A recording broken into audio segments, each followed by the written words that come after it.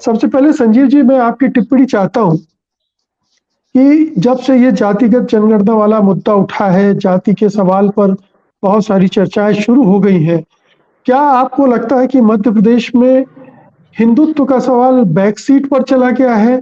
इस मुद्दे पर ज़्यादा चर्चा हो रही है या ये कमोबेश दोनों पर बराबरी से बातचीत हो रही है? देखिए मुकेश जी, जो आप कह रहे हैं बिल्कुल सही है कि ये वाला इशू जो है, हिंदुत्व के इशू में थोड़ी सी कमी आई है। अब वैसे उस धारदार अंदाज में नहीं उठाया जा रहा है। हालांकि जो जब से चुनावों की तारीखों की घोषणा हुई उसके बाद से अभी कोई बड़ी रैली, खासकर प्रधानमंत्री या अमित शाह जो इसको उठा रहे थे, या जो सनातन का मुद्दा मध्य प्रदेश में उठा था, तो अभी नहीं हुई है। अभी मध्य प्रदेश में राहुल गांधी आए हैं, प्रियंका गांधी आई चुनाव की तारीखों की घोषणा के बाद, और राहुल गांधी ने पूरी तरीके से जातिगत जो जनगणना है उसको फोकस्ड किया है। उन्होंने लगातार जो यहाँ मध्य प्रदेश में उस विषय में पहले भी वो बोलते रहे थे, और अभी पुनः भी इसी इशू को उन्हें फोकस रखा। और अभी जो यहाँ लास्ट जो उनकी जो चुनावों की तारीखों की घोषणा के बाद जो रैली हुई थी, उस रैली ने, उस सभा में उन्होंने जो आरक्षण की बात है, जातिगत जो जनगणना है, उसमें जो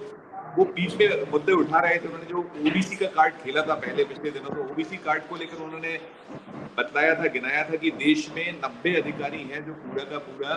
सरकार को चलाते हैं, बजट का एलोकेशन करते हैं, और ओबीसी वाला जो पक्ष है कि लेकिन 50% संजीव जी, मोदी जी भी कई रैलियां कर चुके हैं, अमित शाह भी पहुंच चुके हैं। क्या उनकी रैलियों में हिंदुत्व के एजेंडे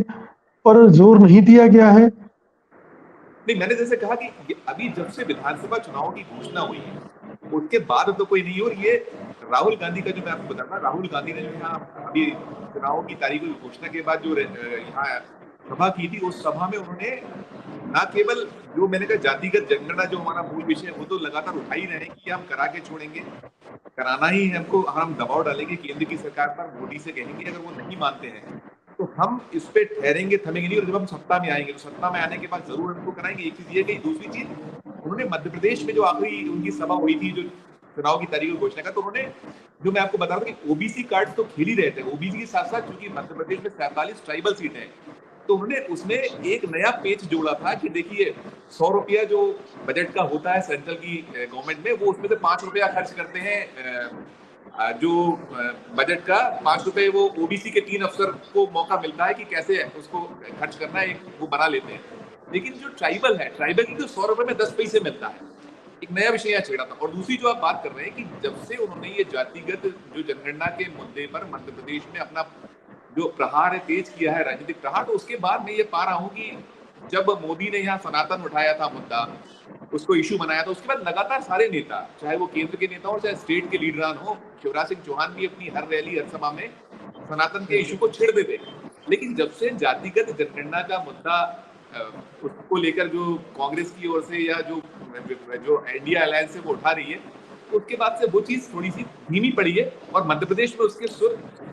धीमे हुए जी, हैं, और उसके बाद की जगह जातिगत या जो ये समीकरण है, जी, इस वाला एंकर है, इस पे ज्यादा बात हो रही है मुकेश। बिल्कुल। ओम सैनी जी, मैं चाहता हूँ कि राजस्थान के बारे में भी आप बताएं कि वहां पर भी क्या इसी तरह से चीजें बदल गई हैं? क्या चुनाव की जो मुद्दे हैं उनमें हिंदुत्व का मुद्दा कहाँ है और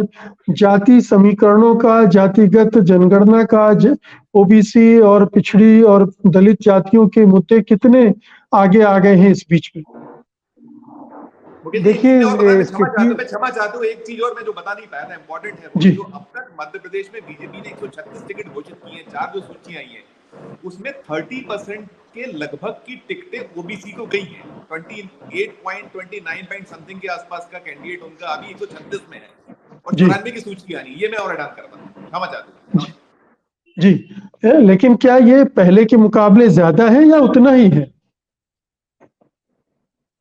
अगर हम रिकॉर्ड उठाएं तो पिछले अगर रिकॉर्ड को देखा जाएगा तो पहले के चुनाव में भी ओबीसी को टिकट दिए जाते रहे, लेकिन अभी जो 136 में जो आंकड़ा आ रहा है वो 27 अबव का आ रहा है। मध्य प्रदेश में 27% आरक्षण का ऐलान ओबीसी को कमलनाथ सरकार द्वारा किया गया था, वो मामला भी कोर्ट में पेंडिंग है, उसको थोड़ा सा पेच फंसाए गए थे, उसमें कोर्ट कचहरी चल रही है। लेकिन अब जब ओबीसी को लेकर लड़ाई तेज है, यहाँ जो मध्य प्रदेश में 51% के आसपास ओबीसी का जो वो है, लोग हैं, और उसमें बड़ा वोट बैंक है, तो अब बहुत फूट फूट के कदम रखी। और अब मुकेश, एक चीज और मैं जो नहीं बता पाया था कि कल जो सूची आनी है, पहली सूची कल कांग्रेस की आ जानी है, तो वो देखने वाली बात होगी वो इस कार्ड को कैसे प्ले करते हैं। मुकेश जी, सत्य हिंदी का ऐप डाउनलोड करें गूगल प्ले स्टोर पर।